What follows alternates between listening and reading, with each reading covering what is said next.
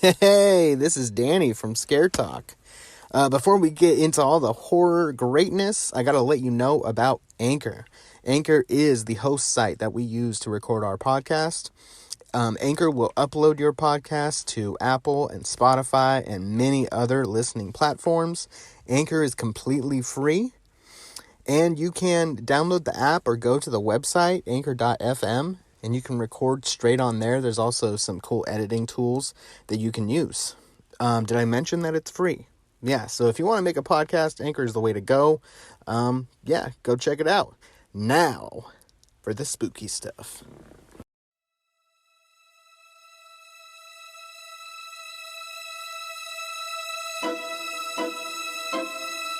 Welcome to Scare Talk, a horror movie podcast for horror fans.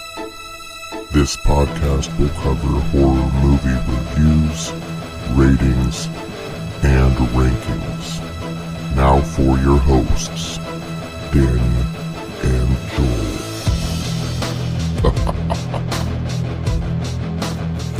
Joel. Okay, this is Scare Talk. I am Danny, and I'm here with Jumbo Joel.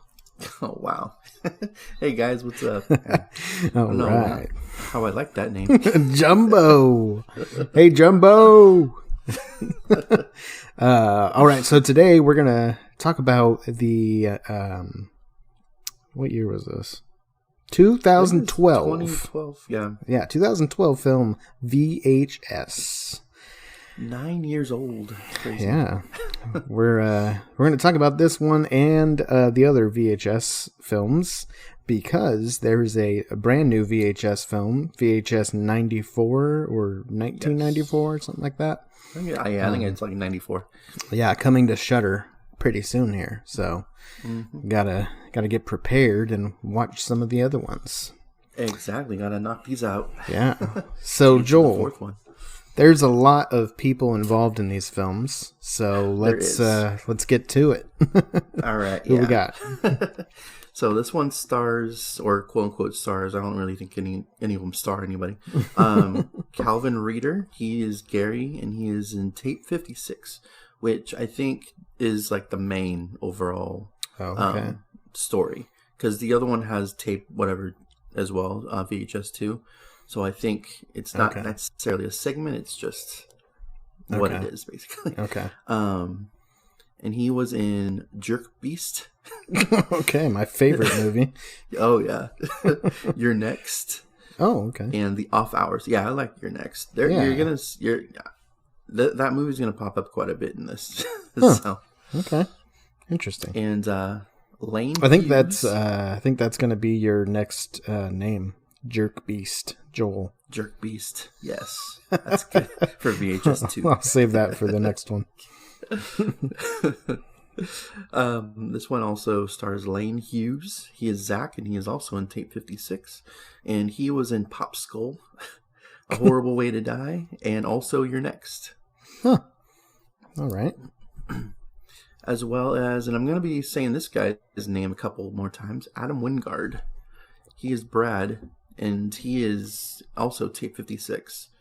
And he was in the ABCs of Death, VHS 2, and Last Survivors. So they're all part of the overlapping story? They are, yeah. Okay. Yeah, all three of them are part of the overlapping story of it. Okay.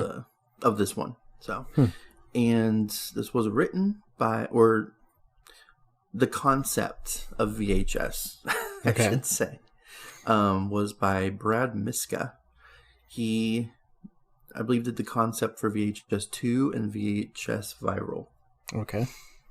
And Simon Barrett, he did Tape 56. He was one of the writers of Tape 56, as well as The Sick Thing That Happened to Emily When She Was Younger. quite the name for an episode or for a story. And he wrote Blair Witch, The Guest, and You're Next. So he's done some stuff here. Yeah. So far. And we've got David Bruckner. He wrote Amateur Night for this movie.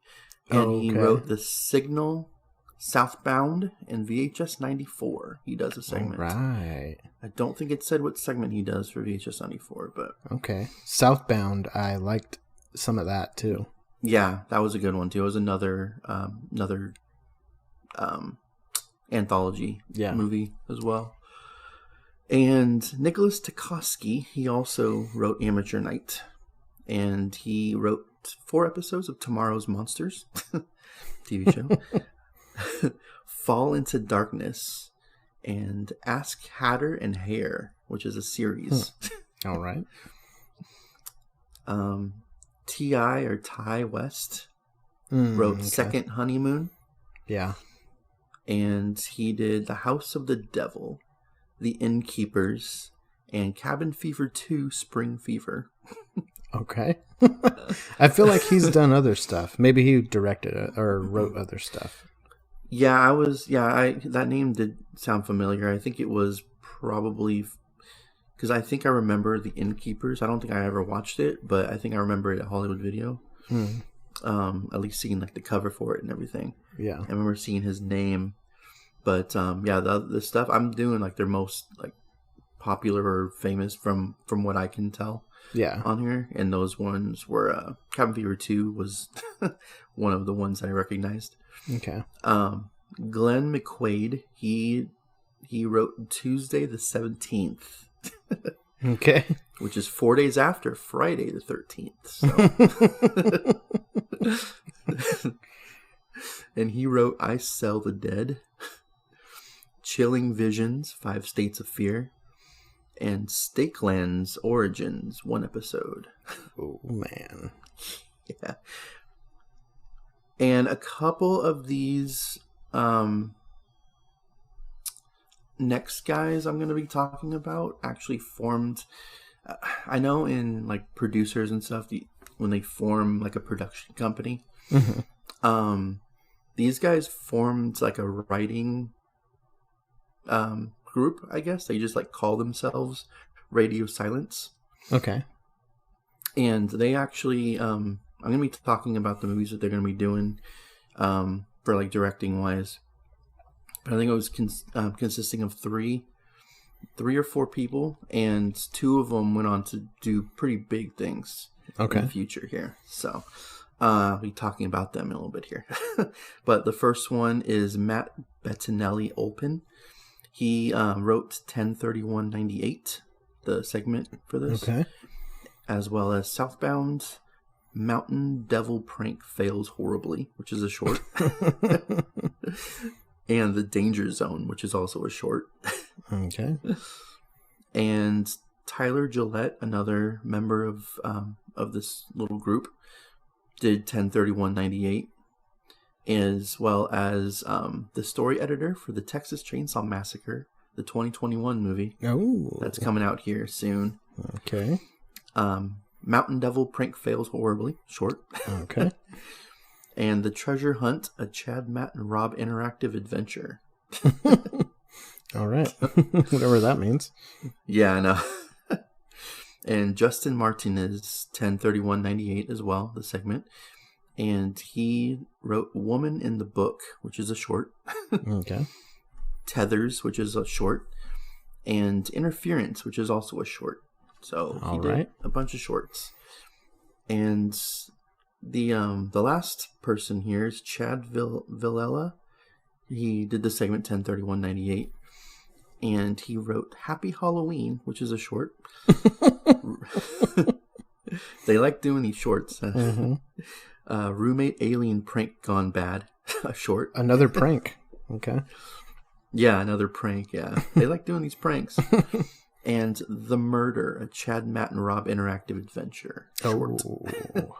Okay.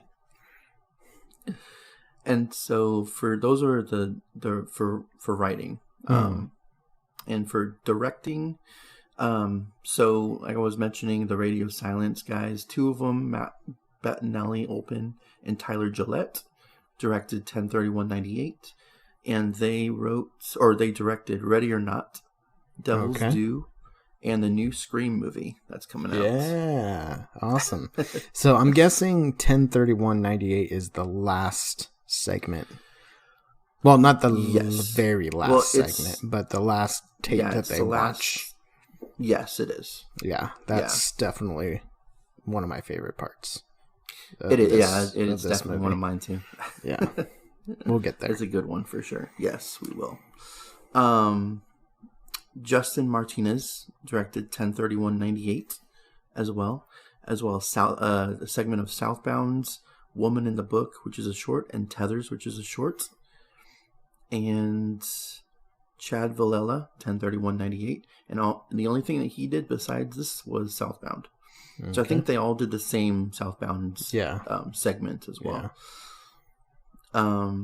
And then we've got David Bruckner. He did Amateur Night, directed Amateur Night, and he directed. And this guy is actually getting up there as well.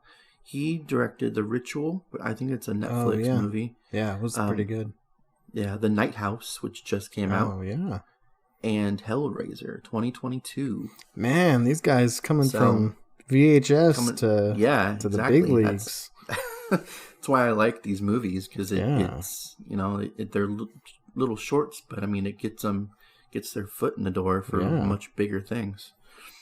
And we've got Glenn McQuaid. He directed Tuesdays the 17th, and he directed I Sell the Dead, Chilling Visions, 5 States of Fear, and Stakeland Origins.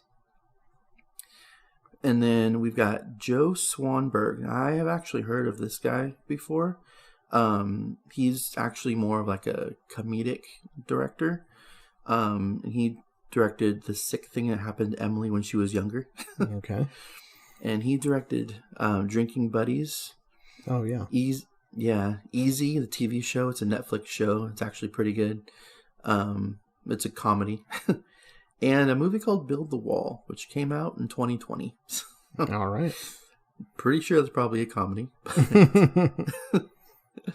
And then we've got T.I. or Ty West. He did the Second Honeymoon segment. And he directed In a Valley of Violence, Cabin Fever 2, Spring Fever, and The Innkeepers. Okay. And then last one we've got here is Adam Wingard, who directed Tape 56. And this is another one that's getting up there in popularity. He directed Your Next, Blair Witch, and Godzilla vs. Kong. Wow. Jeez. That's a big one. Yeah. Godzilla vs. Kong. Yeah, that's a huge one. Wow. Yeah. Okay. So, yeah. That's all of them? Look out for some of these guys in the future. That's all of them, yeah. Okay. Yeah. All right. So we have a synopsis. The longest segment I've done on this. Yeah. No, definitely. Okay. When a group of misfits are hired by an unknown third party to burglarize a desolate house and acquire a rare VHS tape, they discover more found footage than they bargained for. Oh, man. That's the overlapping story. Quote-unquote mission. Yeah, that's one of these 5 or 6 stories. Yeah. So their mission was to retrieve this tape to basically make money. Yeah. Off of. Yeah. I guess so. We don't know what's on the tape. They don't know what's on the tape. They don't know what tape they're looking for. And spoiler alert, we never really find out what's on that tape that they're looking for. Yeah. Like, how do they know what tape what it even is? Yeah. I don't know. Yeah.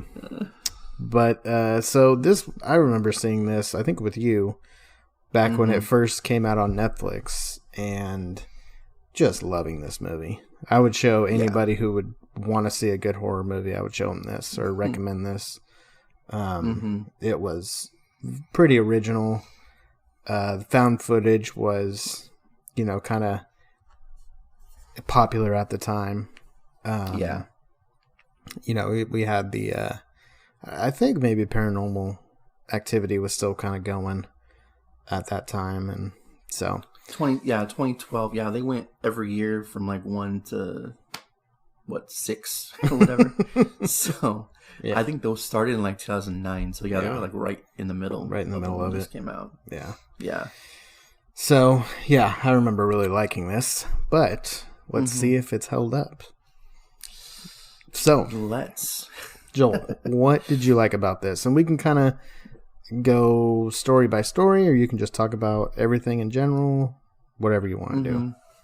Yeah, it's kind of going to be kind of a weird one to do because we've never really done anthology before on here. So I figured we'd probably talk about the segments. Okay. And then we can maybe say which one was our favorite, which one we liked the least of them all, if we can remember all of them. Yeah. There's quite a few of them here.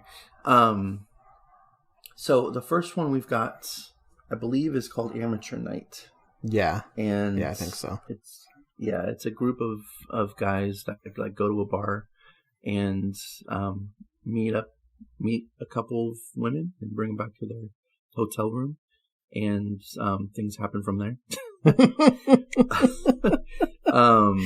There's one thing that I forgot how much like nudity was in these movies. Yeah. Did you watch these with your kids? No. Okay. Because like there's some full frontal on both. Yeah. Yeah. Male and female. Which I guess, I mean, it makes it realistic. I mean, you're gonna, you're taping the entire night, so whatever happens, you're gonna get that on videotape. Yeah. And this was probably the least realistic of them all. Okay. For the most part, they're all pretty grounded in some sort of reality, to where it's, it feels kind of simple in like the filming, but at the same time, there's definitely suspense and tension. Yeah. In a lot of them, and there definitely was with this one as well. Oh yeah. But this one was definitely the least grounded in reality. You think so? On this, at least one of them anyway. I'm trying to remember all of the tapes. Yeah. That they were looking for, and I remember some of them, and of the ones I can remember, this one was probably the least grounded in reality. Okay. But it was still good. I still enjoyed it. It was still it was good filmmaking for like a for this type of a tape that they were going for. Yeah. And that's exactly what these tapes are, is exactly what this company, what VHS is supposed to be about. Right. It's supposed to give these up and coming directors and writers like a chance to get a short story out there, and for everyone to see. And this was definitely a good one. It was, I mean, when I say not grounded in reality, not necessarily a bad thing, because there was some effects in this that the other ones didn't have. That was actually really cool. Yeah. So the least grounded in reality they can get, to a certain extent, is better, because it shows the type of filmmaking that this can give us. Yeah. With not a big budget. So so with this story, the filming is being done through a pair of glasses. Yeah. So like you kind of have this like, what I liked about this one a lot was I could kind of relate to a night like that. So like a few buddies, one of them is kind of like the ladies' man, kind of the asshole of the group. And then you got the like shy, innocent guy. He's the guy that's wearing the glasses. And then you've got like the goofy jokester guy who just laughs at everything that the other guy is doing and saying. Yeah. And so it's them three, and I'm like, and they're at a hotel, they're planning to go out drinking, and I feel like, man, I've been in these situations, Yeah. And so it's like relatable. And so he's recording the night through his glasses. That's how we're getting all the footage. He's not walking around with like a camera or a phone or something. Yeah. No. So nothing like that. Yeah. So I like that, because I thought that made it believable as to how we're getting the certain angles and stuff that we're getting, and we're literally watching it through his eyes, pretty much. Yeah. So I like that. Yeah, definitely. Yeah, this one was definitely a good one, for sure. Like you were saying, there have definitely in our earlier days been nights to a certain extent. Yeah. Not quite this crazy, obviously, but yeah. crazy in different ways than what happens in this story.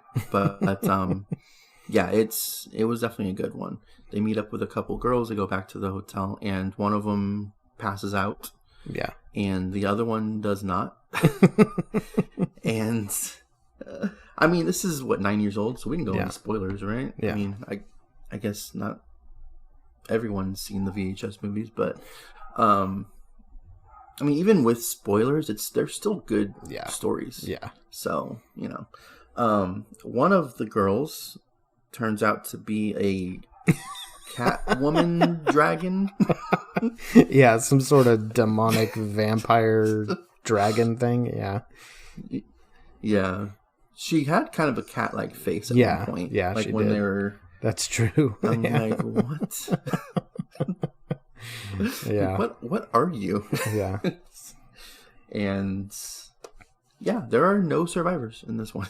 Yeah, no. Yeah, one of the coolest effects in this was the whole dragon wings thing. Yeah. You don't see it in its full glory. But, you see the glasses, you see the point of view from the guy, and he's actually like flying through the air, quote unquote flying through the air. Yeah. And it's, after she grabs him, and then like does she drop? She drops him. I'm guessing point, right? she drops him. Yeah. Or the glasses fall. Or the glasses fall or something. Yeah, I think the glasses fall. Because I think there's like screaming in the background of him like being taken Jeepers Creepers style. Yeah. And so that was really cool. The effects, just seeing that cat-like face also was pretty creepy. As well. Good makeup in this one especially. Yeah, do you want to do like switch off positives for each one, or just go all the way through? Yeah, we'll just keep going through. I like this one. This is one of my favorite ones, and I feel like it really starts off the movie well, because there's a segment where we're kind of getting to know a little bit of the people going into the house to take the VHS, and some of that is like just weird. I don't know. These guys are weird. Like their personalities are a little weird. That one, the whole overlapping story is probably my least favorite of. Oh yeah, me too. Of all of them. Yeah. So spoiler, I guess does that count as least favorite? I mean, tape 56 is technically a segment, I guess. Yeah. So I mean, you're going through that. So when they finally get to one of the VHSs, then it gets much better. The movie gets much better. So yeah, it does. This is a good way to start it. Yeah, for sure. So the second story we've got is called Second Honeymoon, and this one is literally two people. I guess technically three people. I guess there's a third person at the end. Yeah. And they're going on their second honeymoon, and they're traveling somewhere. I don't think they really said where they're going. Yeah, it looked like Arizona or something, based on some of the hiking that they were doing. Maybe New Mexico or. Yeah, I was thinking Arizona, because at one point at the end of it, he wants to go to Vegas. Oh, that's right. So on their way back. So, this one was really good. I think this one had some of the best acting of all of them. Yeah. And just the story, like I was saying, most of the stories are pretty simple in like their filming, but is also tension filled. Yes. Yeah. And intense. And they stop at this hotel or motel, and there's a girl that they see like across the street who is asking for a ride the next day. Yeah. Like, not right now. And like the main girl even points out, like, why doesn't she just stop people when they're leaving the next day? Like, why are you going to ask them the night before? We don't really know what happens in that conversation. Yeah. In that first one, he just says that he talked to her and she wants a ride, and that was about it. Like, he didn't really go into any specifics about, whether or not they're going to actually take her. Which I highly doubt, because he does say that she was kind of creepy. Yeah. Yeah. There was something creepy about her. And he's filming this entire thing, I think, on an actual video camera. Yeah. Yeah, I think so. Yeah. And so they go to bed, and later that night someone picks up the camera and is recording both of them. And you can clearly see like both of their faces, so that, I was hoping the next day they were going to like actually watch the footage from the night before. Yeah. But yeah, like this person has like a switchblade, and at one point is like rubbing it on her leg as she's sleeping, which was really creepy. I was like, wow, okay. You actually brought a weapon with you. All right. And then they take $20. No, $100. Oh, was it 100? He had he had $100 in his wallet. Oh, that's right. He was that's right. blaming her for taking, and which added a little bit more tension. Yeah. Because he does mention that that's not the first time she's done. Right. There was some like, sort of history there. Yeah. I was like, okay. And then it cuts out to like the next scene. Yeah. It's like, okay, well, I guess we're done with that. And it gets to them hiking, and it's all, nothing really happens. They're just hiking, and it cuts to that night, and that's when everything happens, pretty much. Yeah. They're asleep, and once again, this mystery person picks up the video camera and is recording both of them. And this time, she decides to just go straight for the jugular with the guy, and stabs him in the throat and kills him. And it turns out that they're lovers, I guess. We don't really know. The other girl? Like, yeah, the other girl, and I guess she's wanted him out of the picture. So, she gets this girl to kill him for her, and they go off into the sunset together, or sunrise together. Yeah.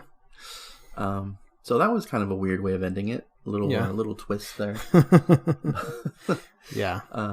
Because and it's just real quick. Like you don't really see this other person except for like a second. Mm-hmm. Like they're like, it's through the mirror of the bathroom you can see this other person, and then you can see that the main girl is with her, and so okay, they're like a part of this together. Yeah. So pretty elaborate, but okay. Yeah. It's like, did he have like because they're so short, we don't really get to know the characters and like their backstory and everything. So we just think that there's this loving couple. Right. That, apparently it was a one-sided loving relationship. So yeah. So that was a good story. I like that one. Yeah, I liked it too. I like the simpleness, the simplicity of it, and the tension between the couple seemed like genuine. It felt real. Yeah. And then it, the climax is pretty intense. So. Yeah, it was. As far as this was probably the most simple, as far as filmmaking of all of them that I'm thinking about them, and I mean it's one of my favorites. I think of all of them. I think because of its simplicity, right, and the fact that you can make this simple story but also make it really intense, and and they did a really good job with it. If they had been bad acting, then that would have been a completely different story. It's all about the acting in these stories. Yeah, So. the chemistry between the two characters and Yeah. stuff, or lack thereof. Just that tension. I started to feel like a little uncomfortable when he's like, "No, this wouldn't be the first time," or I was feeling that way too. I'm like, oh great, okay. Here comes the big argument. Yeah. So yeah, and because it's being recorded, it feels like a real conversation. Right. They're not actors. They're real people. Yeah. Going through this. And the next story we have is Tuesday the 17th. This is the Friday the 13th kind of story. Yeah, it's like the lake. A group of friends are going to party at a lake. Yeah. And that always ends up good for everyone involved. And it turns out that there is a killer on the loose. Of course there is. And one of the girls knows about it. Mm-hmm. And she actually wanted to go up there to try to track it, try to, stop it. Mm-hmm. And draw the killer out. Yeah. She doesn't inform everybody of this until it's too late. At one point, she does say that you're all going to die up here. Yeah. Which is kind of a weird thing to just say. Yeah. It's like, I don't know why you just mentioned that. Like, it kind of felt like she was being possessed by... Yeah. Yeah. It felt out of character. There were some weird lines in this one where I was like... Because the blonde girl says, like... Kind of has, like, a weird moment right before she dies. Mm-hmm. And... I don't know, just some of it was like off, but almost like in a creepy way, I almost feel like it was intentional. It was I kind of felt like it was intentional too. But it doesn't really make sense. But I mean, it can, just because the person or whatever that they're tracking isn't really a person. Yeah, it's kind of like a spirit. So in a way, it could make sense in the fact if this thing did in fact like go into both of these girls right at one point, and like it said this stuff for them, because it's not a real person. Mm-hmm. Like, it gets stopped a couple of times like it is real, but the camera goes crazy and it's just like a blur the entire time, and it's like, that's not a real person. Yeah, that's not what happens in real life with real people. And so this one was definitely different. Yeah. I liked it. I thought it was a good little Friday the 13th kind of story for it. There like you're saying, there were some lines in it that were kind of cringe. Yeah. I didn't really like too much, and there was something, I forgot which one it was. There was something that kind of, this one didn't have the best acting in for everybody. Yeah. This was probably the worst acted one, I think. Yeah, I think so. All of them. It was still fun. It was still entertaining. It was just, as far as gripping, the acting, sometimes acting can really grip you and put you into that kind of area. I guess the acting wasn't really there for me, but it was still, it had some pretty cool kills in this one. Yeah, I would say so. Like the blondes kind of like caught me off guard. Mm-hmm. Just having getting a hatchet through the head. But yeah, this one was a fun one. This is probably one of my least favorites, I think. Yeah. But it was still entertaining. Yeah. Yeah, I liked it. I think that this one leaves you with kind of a few questions, but that's fine. Mm-hmm. It's only a 10-15 minute segment, so yeah, exactly.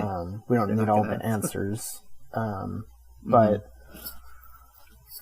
yeah, I mean, it's a slasher type of segment, I guess. Yeah, for sure. So the next one, there's only 2 segments left. Yeah. This next one, This was a really weird one. Actually, I don't know how I feel about this one. The sick thing that happened to Emily when she was younger. Oh, that's what this one's called. Yeah. Okay. Because you mentioned this in the writers and directors. I didn't know that this was part. Yeah, that was part of this movie. Okay. I didn't either. I had forgotten about it until I went back and looked. And yeah, that's what this one was. Okay. And this one takes place. It's like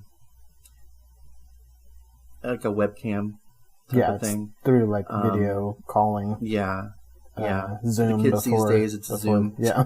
The Zoom before Zoom. Yeah. On a webcam, and I guess they're in a relationship. Their girlfriend and boyfriend are talking to each other, and he's in medical school, or supposedly in medical school. I don't even know if that's even real. Based on how this ends, I don't even know if that's real. And she thinks she hears things in the middle of the night. Mm-hmm. And at first, like, you don't see anything, and then like it cuts to like the next day or the next night. And at first, the first day, I guess, she wakes up with a bruise on her wrist, and she doesn't know where that came from, and it's a pretty small bruise. And the guy doesn't really see it. He's like, I can't even see what you're looking at. Yeah. And so that night, she calls again because she hears something in the living room. And this one had some jump scare moments. Oh, yeah. I will say.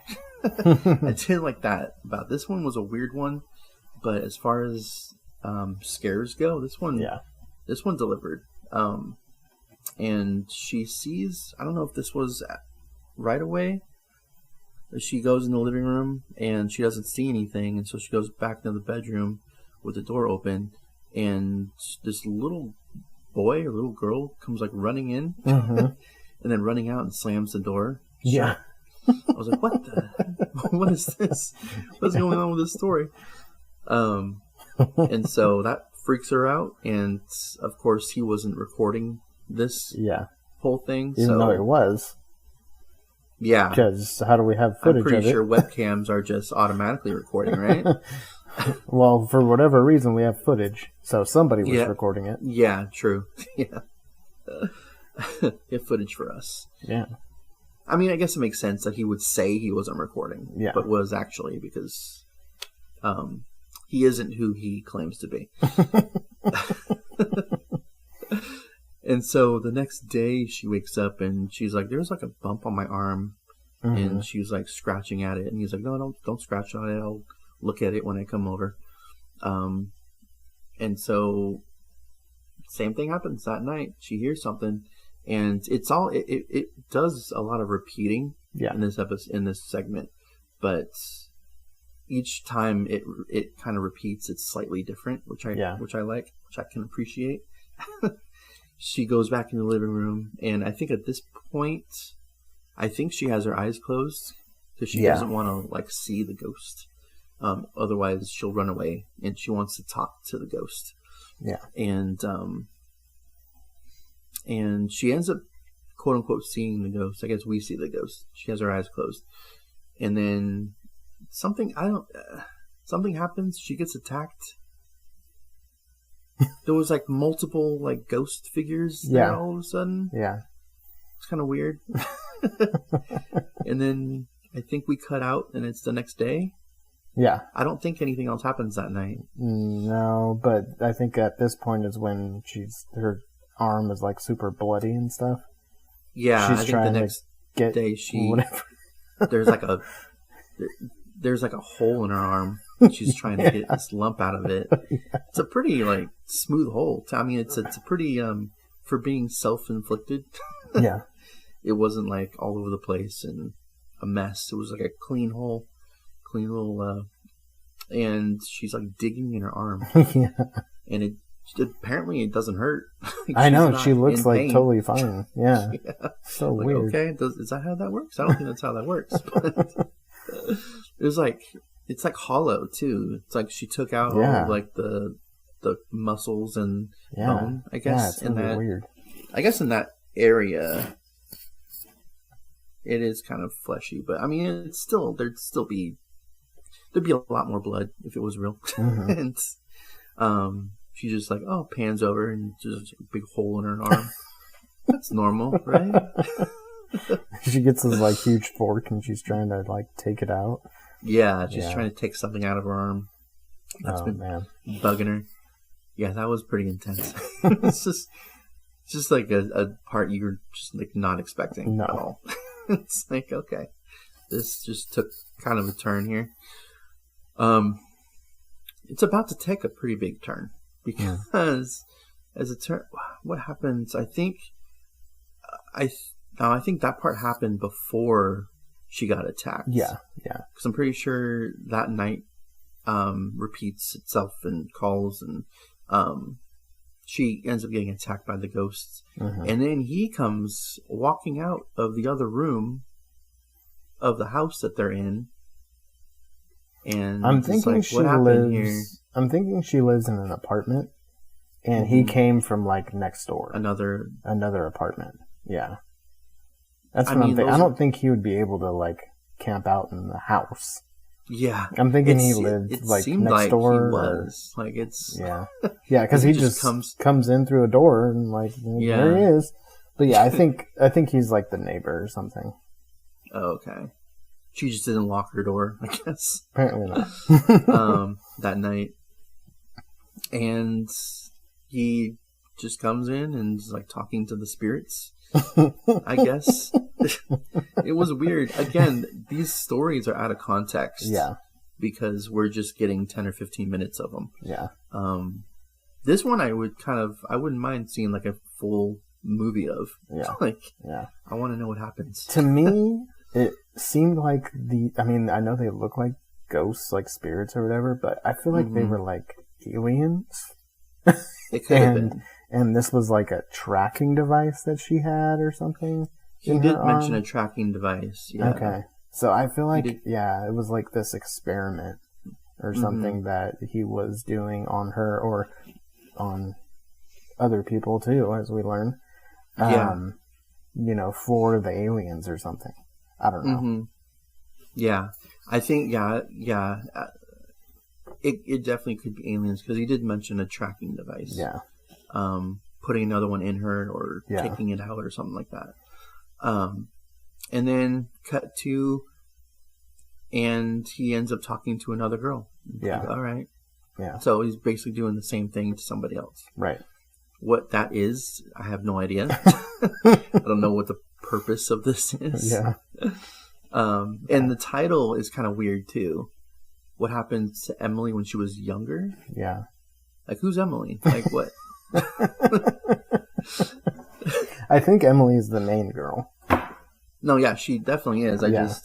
It's just kind of a weird title for not getting much information. Right. But yeah, it was an entertaining one for sure. I like the ones with the twists endings. Yeah. Yeah. And so the last one that we have is 10/31/98. Yeah. This is the one that's directed by the Ready or Not guys and Scream 5 guys. Yeah. This one was and I'm just trying to remember everything that happens in this one. This one was definitely interesting. So a group of friends are driving to a house party. On Halloween. And Halloween, Halloween house party. And I'm assuming they end up going to the wrong house. Unless that is what the house party is. I'm guessing. I'm thinking, we don't really know. But I'm thinking they were like invited to this thing to... maybe not. I don't know why they'd be invited. Yeah. So... Yeah, I don't know. Maybe they just go to the wrong house, I guess. Yeah. I think they... this one was definitely a weird one. I loved this one, especially the end. One was so cool. Yeah, no, it was definitely good. It was just definitely... I mean, they all kind of have a different...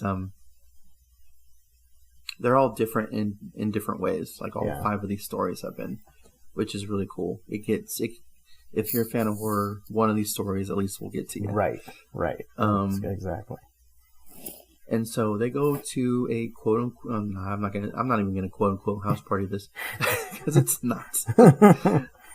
They go to a house that appears to be empty. I don't know if they think it's like a surprise house party or what the deal is, if they're really early.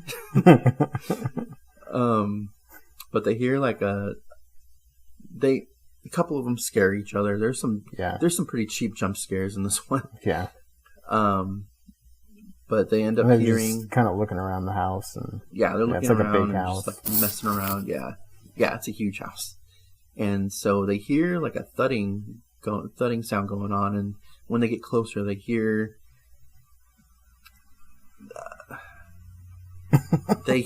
I'm trying to like. They hear voices. Yeah. They hear talking going on upstairs. Yeah. And so they get up there, and the closer they get to what's going on, the louder, obviously, the voices become. And they're doing, what is the name of that? It's not. Oh, man, there's actually a name. That's not an exorcism. It's the actually opposite of what they're doing. Yeah. They're basically summoning the devil. Mm-hmm. Like a seance. Yeah, seance. Yeah, and like there's a group of them, and they're told to leave. I'd be like, all right, I'm out. I wouldn't even give it a second thought. But this girl is like screaming and like, asking for help. So, see, I thought that they were trying to like do an exorcism on her, or they were trying to do some sort of ritual to free her of the evil. That's what I took from it.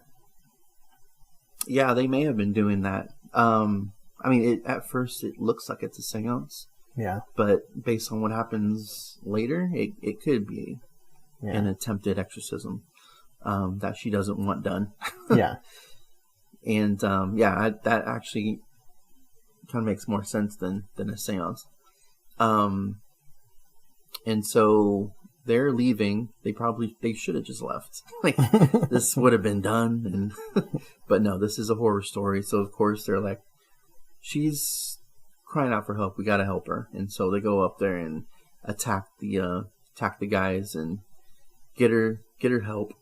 And so if that was an exorcism though, this part is weird because there's like hands reaching through the walls and stuff, and it's like the spirit's telling them not to take her. Yeah. But then if they don't take her, then the exorcism's complete. Maybe she's carrying the Antichrist or something. Maybe she's got son of the devil inside her that they're trying to get out. But so that one, this one was weird for a couple of reasons, I guess. If it's not a seance, it's an exorcism. If it's an exorcism, it's weird. What happens? Really cool effects though. I love the whole hands reaching through the wall thing, and that's usually done in like the higher budget movies. Yeah. So it's cool that it's cool what you can do on a smaller budget. Yeah. And still look really awesome. So they grab her, they leave the house, and they get into the car, and then they're driving, and the car stops on the railroad tracks. Yeah. And she is like she disappeared out of the car somehow. Like there's guys on either side of her. She had to have just vanished into thin air. Yeah. Because one of them would have noticed. Someone crawling over you to get out of the car. And so they can't get out of the car, and the train's coming, and they get hit and killed by the train. Yeah. And she's like outside the car. They end up seeing her outside the car right before they get hit. Yeah. And she's like all creepy and scary and stuff, and it just looks awesome. Like, that's like goosebumps right there. I'm like, oh man, this is so cool. And then another part I liked was when they were taking her out. Besides like the hands and the arms coming through the walls, there was one room that they were passing. I think it was the kitchen, and like plates and bowls are just like floating in the air, and then they just get like thrown at them one by one. That looked so cool. Like doorknobs were actually disappearing. Yeah, too. That was pretty cool. Yeah, it's cool. Like how this is done with this low budget, and it looks like it's literally a VHS from the 90s. Yeah, it does. A home video, and you're able to see all this stuff happen. Yeah. Really cool. A couple of them were definitely showed what you can really do with a small budget, and that's awesome. So yeah, that's all the stories. Just going through them and everything. So which one was your favorite? My favorite. Well, so there's the overlapping story too, where there's like this man sitting in this chair.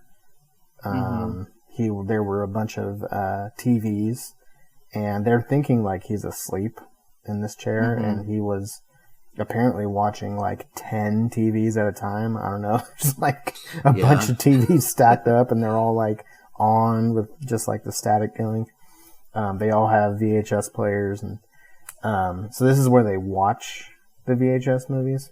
But between the movies, we kind of get a little piece of what's happening at that house that they're at. And this old man, I believe, is like, he's dead at one point, but then he's gone at another point, and then he's like, does he kill them? I can't remember what happens. I have no idea. I don't think we ever actually find out. They just go missing. Okay. Like one by one. Yeah. And so there's something up with the old after man. Each tape, they're just missing. Yeah. Okay. Yeah. There's something up with that guy. Yeah. Oh yeah, for sure. Yeah. And I mean, the idea that you kind of get is that these tapes are evil. Kind of like The Ring. With the videotape, and you die in 7 days. That's kind of the feel, I think, what they're trying to go with. But my favorite one, I think, I want to say the last one, the 10/31/98. Oh yeah. I like that kind of stuff scares me. Like the whole like ritual stuff, and like that stuff freaks me out. And especially if it's done well and it looks real, then I'm like, oh my gosh, this is nuts. And I like that it takes place on Halloween. I really liked the end of that one, where she disappears out of the car. They think that they're saving her, but really, she's not someone to be saved. Should have just let her go. Like, yeah. I mean, it is realistic in the sense that, like, most people wouldn't just leave someone screaming somewhere else. Like, that's not. So most people would actually at least try to do what they can to help. And this is 1998, so they probably didn't have cell phones. No, definitely. With them to be able to call the police or whatever. So so I like that one, and then I liked Amateur Night, the first one. Oh yeah, the first one. Yeah, I feel like that one just really like sets the movie off. Like, okay, this is what you can do here with this type of movie. And definitely, it was a pretty scary one. Whenever I think of VHS, that's the one that comes to mind. That segment. That story is definitely one that does for me too. Yeah, it definitely left the biggest impact. As far as like these stories go and everything. Mine would probably be Second Honeymoon. Okay. I loved how simple the story was. How simple.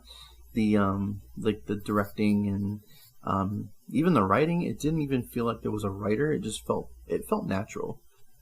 It felt like these people were actually having these conversations with each other, and as simple of a story as it was there was still a lot of tension. It was still really intense. And Yeah, that's probably definitely my favorite. And then Amateur Night would probably be my other favorite as well. Because when I do think of VHS, that is the first story that comes to mind. Yeah. It's the first one that kicks off the series of these stories, and where it goes with like the special effects for this low budget that they had is really impressive. Yeah, I agree. And so those are my top two. Okay. For overall negatives, do you have any like overall negatives? Like I was mentioning for Tuesday the 17th, there was some of the acting was I don't want to say it's horrible, but some of it wasn't nearly as good as the rest of the stories. I've definitely seen worse acting in especially like even with the movies that we've reacted to in the past. There's definitely been worse acting, but it's as far as this movie goes, some of the acting was a little subpar, I would say. Yeah. But overall, I mean, that's really the only thing that I can say negatively about it. Like I was saying before, there's a story for everybody who is a horror fan. Yeah. They're not even similar, really. Right. No. And they're just, they're really cleverly made and really cleverly executed. So really the only negative I can say is some of the acting, not even all of the acting. Some of the acting was bad. Right. Yeah, that one's a little off. That one's a little off to me. And then there are times with the overlapping story where it's kind of boring, and then also some this is supposed to be a VHS tape that we're watching. It's supposed to be found footage. Yeah. Some of the angles and stuff is like, who has the camera right now? You know what I mean? Like, so that kind of bugs me, and that definitely bugs me in VHS too. But in this one, for the most part, they do a good job with that. I think having the guy with the glasses be the one with the camera was genius. So that was really cool. They didn't have to be holding a camera, you know? But yeah, some of the angles and things, I'm like, okay, who's even there with this guy? Like, there's not even anybody there. So who's filming him, you know? Yeah. So that kind of stuff. I'm like, I can definitely see that. Kind of losing credibility there. So I would say that's probably the biggest negative I have, but it's not too often. So it's not that bad. Yeah, it's something that, I mean, it definitely has happened, but it's not even, I wasn't even thinking about like who's holding the camera and everything. It just, it does get a little bit more obvious in the second one. Yeah. But yeah, this one was, as far as that goes, I can definitely see some of it being like that. Yeah. But it's not, it wasn't enough for, it didn't really bother me. It didn't really even bother me in the second one either. I don't even think that I have that as a negative, but yeah, so I can definitely see that. All right. Drive people crazy. Yeah. And I think that's kind of the case when most found footage movies kind of have parts where it's like, okay, who has the camera right now? How are we seeing this? It doesn't make sense. So, I don't think VHS is unique in that way. I think that's kind of a downfall to all of these types of movies. Because if you're going to want to get like good shots and stuff, you can't be really that realistic with what you're showing, the angles and stuff. So, and it would probably be really hard to watch if it were really, realistic. You wouldn't get all the good shots, and it'd be super shaky, and Oh yeah, some of these scenes were pretty shaky, like very like people running and those scenes were very realistic. But if you're not, if you don't like found footage movies very much, that will probably make you dizzy. Yeah, for sure. All right, let's grade it. All right. So it's hard to grade an anthology series. Yeah. Because I mean each little story is different, but overall for being an original, because I don't think this. I know there's like the ABCs of Murder or something like that, which is another horror anthology series. I think this one came out before that, if I'm not mistaken. So giving people a platform like this to really get a story out there, get their art out there, I really appreciate. I think that's awesome, and honestly needs to continue on forever. Just with, we'll talk about VHS viral when we get to that point, but that's different. It's just like keep the budget kind of low, give it like a low budget, at least a low budget feel to it, which these definitely have that type of a low budget feel. That's not a bad thing. It's just, that's just what these movies are. So for the stories and for the fact that they're giving these beginners like a platform, is also going to go into my grading here as well. Okay. So I think it's really cool. I'm going to give this one probably a 92. Hey, that's exactly what I was just going to say. Oh, really? Wow. Yeah. Yeah. Wow. Man, out of 100 numbers. Yeah, I know. I mean, I think we were both going to give it a high Really? score. So yeah, I mean, let's be real. Out of 10 numbers, this wasn't going to be under an A. Yeah. Yeah. This, I've seen this movie. It's been a while since I'd seen it up to this point, but when it first came out, I saw it probably 3 or 4 times within like a month because I was just showing it to different people, and so it's a good one, and I'm super excited for the VHS 94. Yeah, me too. So far, the trailer looks pretty cool. It looks like they're going back to basics with the way that it's filmed and stuff. So nice. Yeah, I think I watched like a teaser trailer. Is there an actual trailer out for it? Yeah, I think so. Oh wow. Okay. Yeah. I'll have to check that out. All right. Well, there is our review on VHS. Look for VHS 2 and VHS Viral coming along with VHS 94. We're also going to be mixing in some Texas Chainsaw films, so look for those.